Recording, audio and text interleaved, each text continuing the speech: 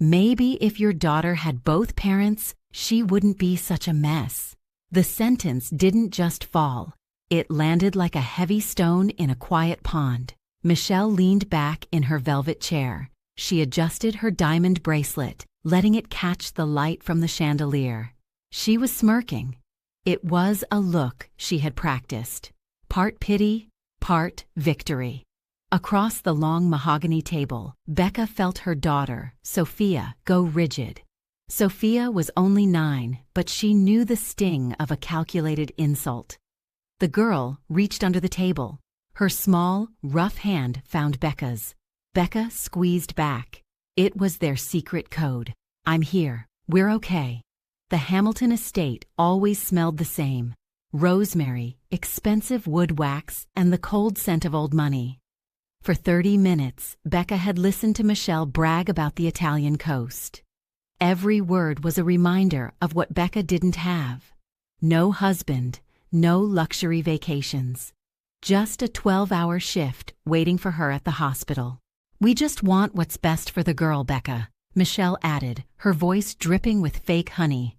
"But look at her, she looks exhausted. Is this the life you wanted for her?"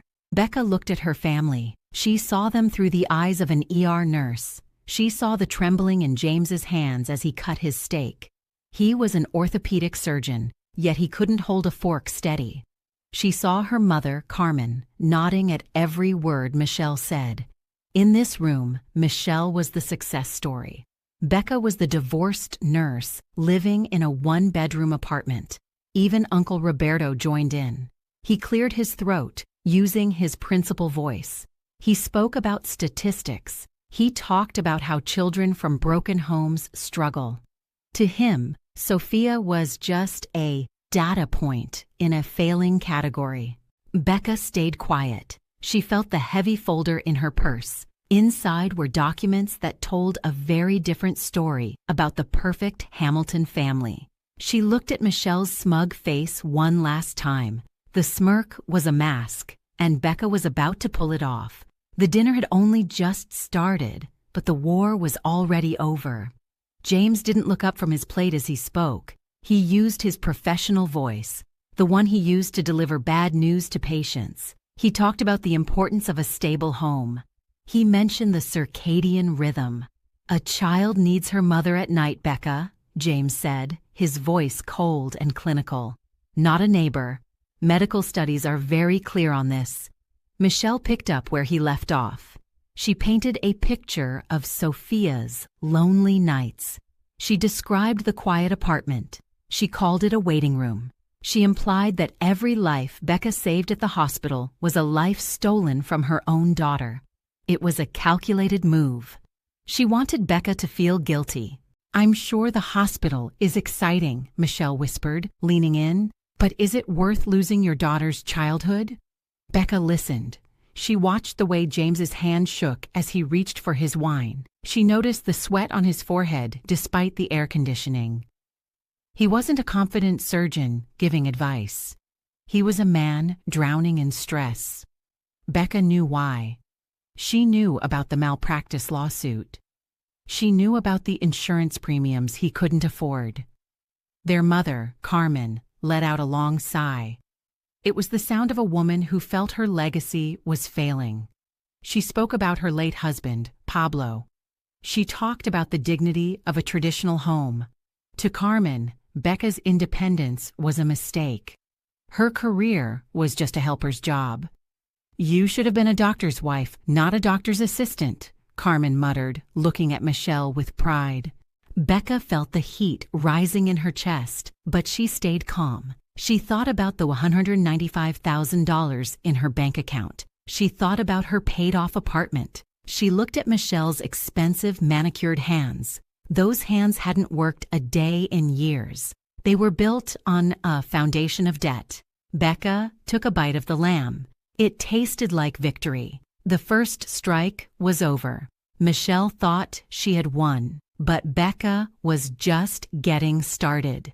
The tension in the room was a living thing. It crawled over the fine china and settled in the corners of the ceiling. Becca took a slow sip of her water. She looked at Sophia. The girl was staring at her plate, her posture perfect. She was stronger than anyone in this room knew. Actually, Sophia has some news, Becca said, her voice cutting through the heavy silence. She was accepted into St. Catherine's Academy. The room went still. Michelle's fork hit her plate with a sharp clink. St. Catherine's was the most exclusive private school in the state. It was the school where Michelle's children went. It was the school where Michelle sat on the board. It was a playground for the elite, not for the daughters of single nurses.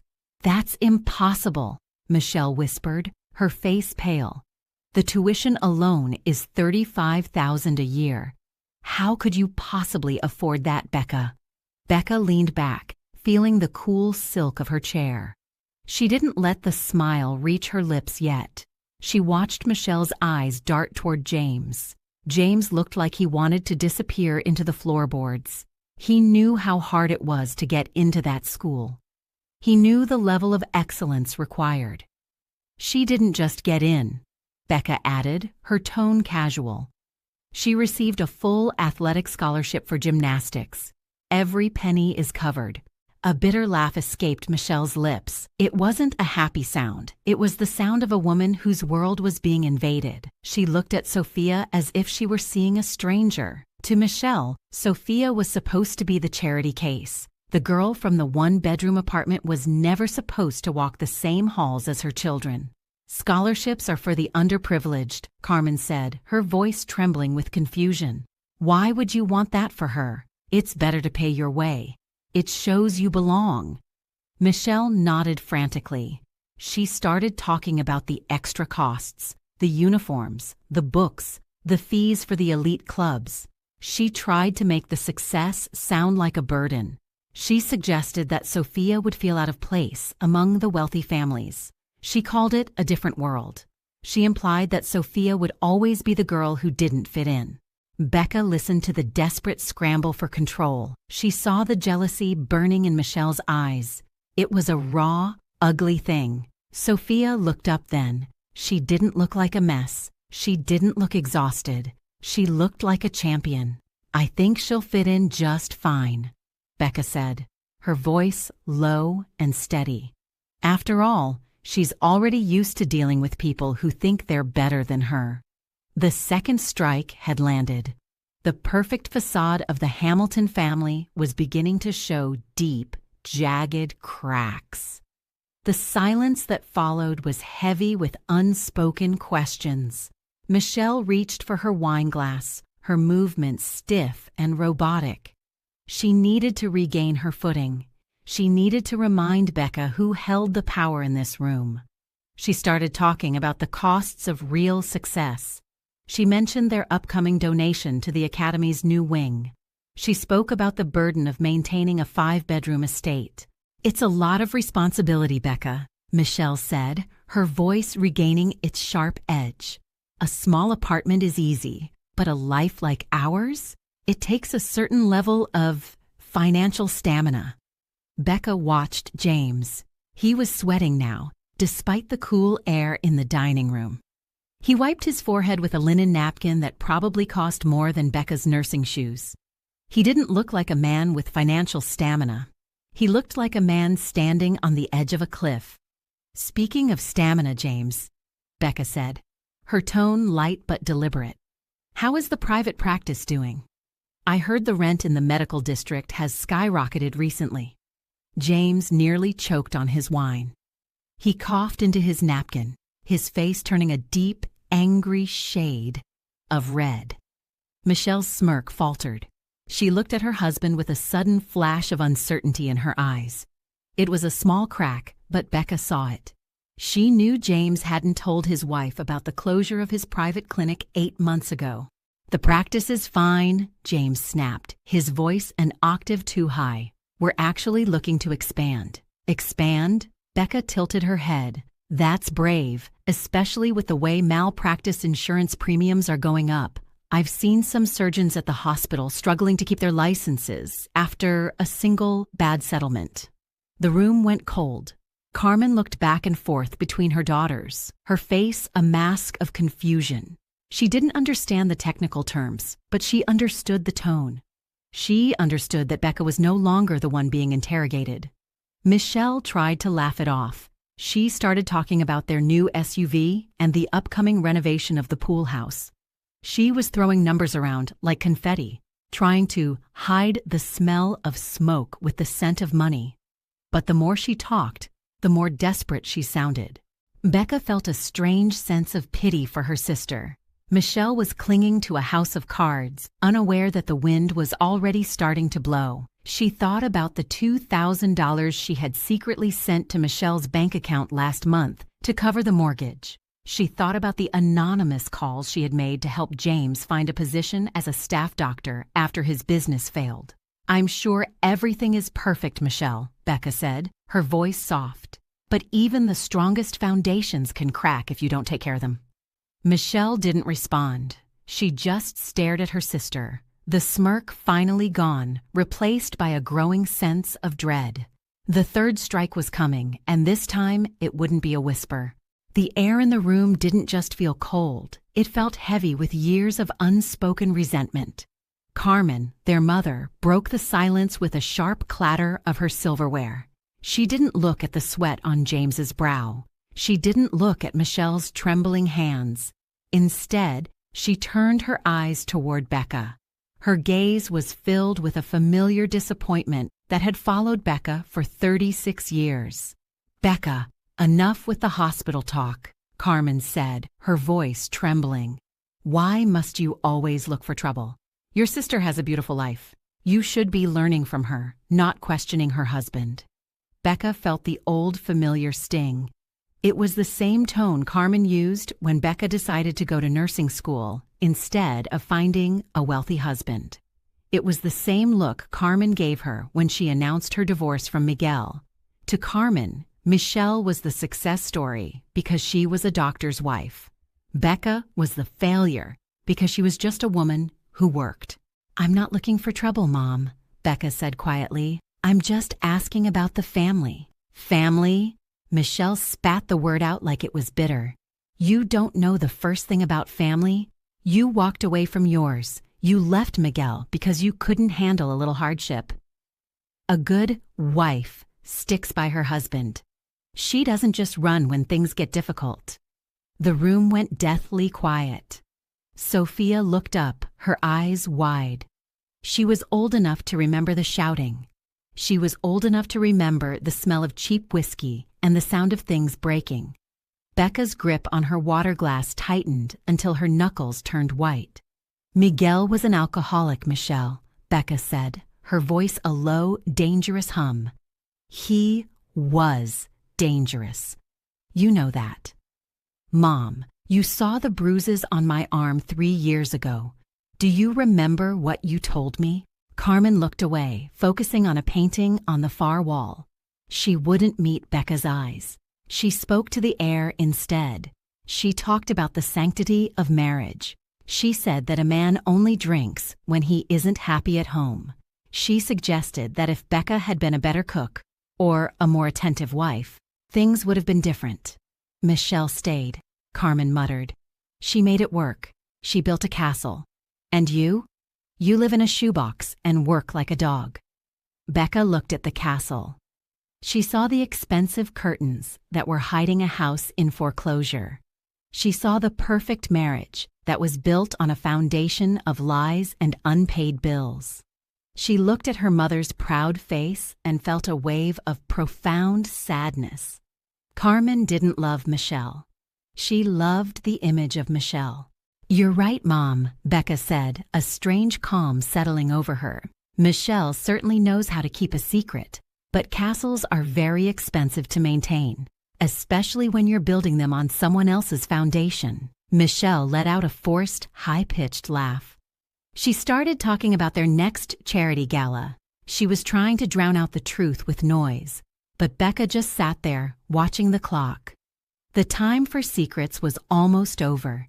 The clatter of silverware stopped. Even the children, Olivia and Nathan, finally looked up from their phones. The air in the room was so thin it felt like it might snap. Michelle's face was a mask of frozen elegance. She was trying to maintain the smirk, but it was twitching at the corners. She didn't like the way Becca was looking at her. It wasn't the look of a defeated sister. It was the look of a woman who held a match in a room full of gasoline. "You think you're so smart, don't you?" Michelle said, her voice dropping to a hiss. "Coming into my home, eating my food, and judging my life? You're just jealous, Becca. You've always been jealous of what I have." Becca didn't answer right away. She reached into her handbag and pulled out a neat white folder. She placed it on the mahogany table, right next to her half-finished glass of water. The sound it made was soft, but to James, it must have sounded like a gunshot. His eyes fixed on the folder, his skin turning a ghostly shade of gray. "I didn't come here to judge you, Michelle," Becca said, her voice steady and low. "I came here to celebrate my daughter, but you couldn't even give her one night of peace. You had to attack her. You had to call her a mess." "She is a mess," Carmen shouted, slamming her hand on the table. "And it's your fault. If you had just stayed with Miguel, if you had just been a proper woman." Becca ignored her mother. She kept her eyes locked on Michelle. She slowly opened the folder. The first page was a bank statement, not Becca's. It was an account under the name of a holding company James had used to hide his assets. "You talk about my shoebox apartment, Mom," Becca said, sliding the statement toward the center of the table. "But at least I own it. At least the bank isn't coming to take it away in 3 weeks. Michelle snatched the paper. Her eyes scanned the numbers. Her breathing became shallow. She looked at James, waiting for him to tell her it was a lie. But James was staring at his lap. He looked small. He looked broken. "What is this, James?" Michelle whispered, her voice cracking. "Becca, what is this nonsense?" "It's the truth, Michelle," Becca said. "It's the truth about the medical malpractice suit you didn't know about. It's the truth about the $450,000 judgment against your husband. And it's the truth about the 6 months of mortgage payments you've missed."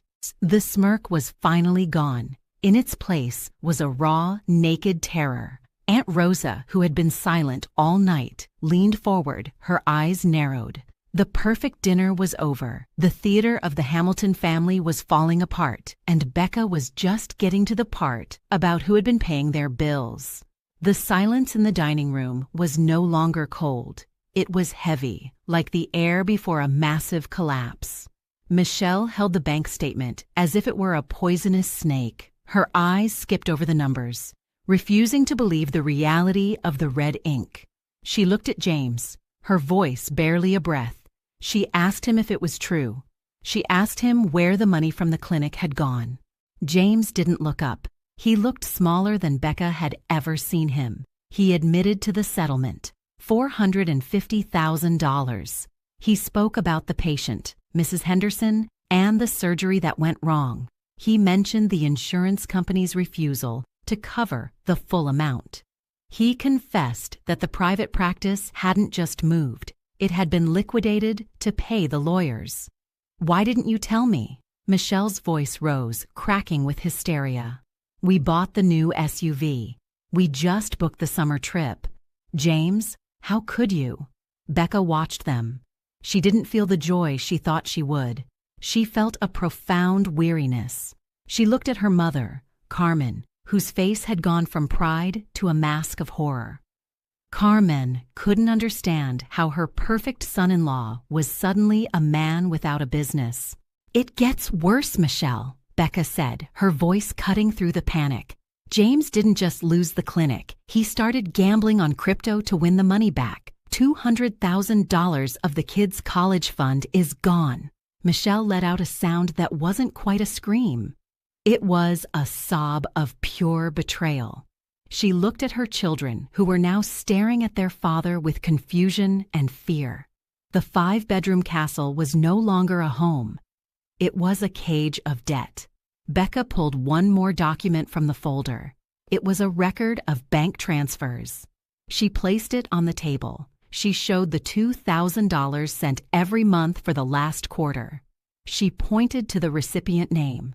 It was the mortgage company for this very house. You wonder how the lights are still on, Michelle? Becca asked. It's because of my night shifts. It's because of the helper's job that Mom hates so much. I've been paying your mortgage so my niece and nephew wouldn't end up on the street. The smirk was gone forever. Michelle looked at the paper, then at Becca's tired eyes. She realized that the sister she had spent years mocking was the only reason she still had a roof over her head. The hierarchy of the Torres family had been flipped upside down in a single hour. The air in the room was cold, but the silence was even colder. Michelle looked at the bank transfers as if they were a death warrant. Her hands were shaking so hard the paper rattled. She looked at James, then at Becca, then back to the paper. The realization was sinking in. Every designer bag, every private lesson, every perfect moment had been bought with the sweat of the sister she despised. You knew, Michelle whispered, her voice trembling with a mix of shame and rage. You knew all this time, and you just sat there. You let me talk. You let me brag. I didn't do it to watch you brag, Michelle, Becca said, her voice tired but firm. I did it for Olivia and Nathan. I didn't want them to lose their home because of James's mistakes, but tonight you crossed a line. You attacked my daughter. Michelle didn't apologize. Instead, she turned to Carmen, seeking the support that had never failed her. But Carmen was staring at James. Her hero was gone. The doctor, the success, the prestige. It had all turned into a mountain of debt and lies. Carmen looked at Becca, her eyes filling with a desperate, sudden kindness that felt entirely fake. Becca, mija, Carmen started, her voice soft. We didn't know. If we had known, we wouldn't have said those things. We're family. We have to stick together now. You have to keep helping them. Becca let out a short, bitter laugh. She stood up, her movements calm and deliberate. She looked at her mother, seeing her clearly for the first time in years. Carmen wasn't asking for family unity. She was asking for a new provider. It's over, Mom, Becca said. I called the bank yesterday. I canceled the recurring transfer. The $2,000 for this month stayed in my account. I'm moving Sophia and me into a 2-bedroom apartment near her new school. Michelle gasped. You can't do that. We'll lose everything. The bank gave us until the 15th. Then I suggest you start selling the furniture, Becca replied, picking up her handbag. Or the SUV, or your jewelry. I'm done paying for a life you used to look down on me. James finally spoke, his voice a pathetic croak. He asked Becca if she realized what this would do to his reputation. Becca didn't even look at him. She had saved reputations for years in the ER. She knew which ones were worth saving and which ones were already dead on arrival. Sophia, get your coat, Becca said. As they walked toward the door, Michelle shouted one last time. She called Becca selfish. She said that a good sister would never do this. But Becca didn't stop. She didn't look back. She felt lighter than she had in a decade. She wasn't just leaving a house. She was leaving a cage. The drive home was quiet. The city lights blurred past the car window like streaks of neon paint. Sophia sat in the passenger seat, her eyes fixed on the moon. She didn't ask about the money. She didn't ask about the house. She just reached over and rested her hand on Becca's arm. The silence wasn't heavy anymore. It was peaceful. Back at the Hamilton estate, the reckoning had begun. The mahogany table, once a symbol of pride, was now a funeral pyre for their illusions. James sat in the dark for hours after the guests left. He thought about the medical board. He thought about the debt collectors. He realized that the sister-in-law he had mocked was the only person who had truly understood the depth of his failure. The following week, the for sale sign appeared on the manicured lawn. It was a small, plastic sign that carried the weight of 100 broken promises. Michelle spent her days in a daze. She looked at her designer bags and saw only the interest on a loan. She looked at her jewelry and saw the mortgage payments Becca had stopped making. The castle was being dismantled piece by piece, starting with the SUV and ending with the pride that had kept her chin up for 15 years. Carmen called Becca every day. Sometimes she cried, sometimes she screamed. She used every trick in the book: guilt, religion, tradition. She pleaded for the family's reputation. But Becca remained a wall of calm. She told her mother that she would always love her, but she would never again pay for a lie. She explained that a family built on pretense isn't a family at all. It's just a business, and this one was bankrupt. Becca spent her days packing. They weren't moving far, but it felt like a different world.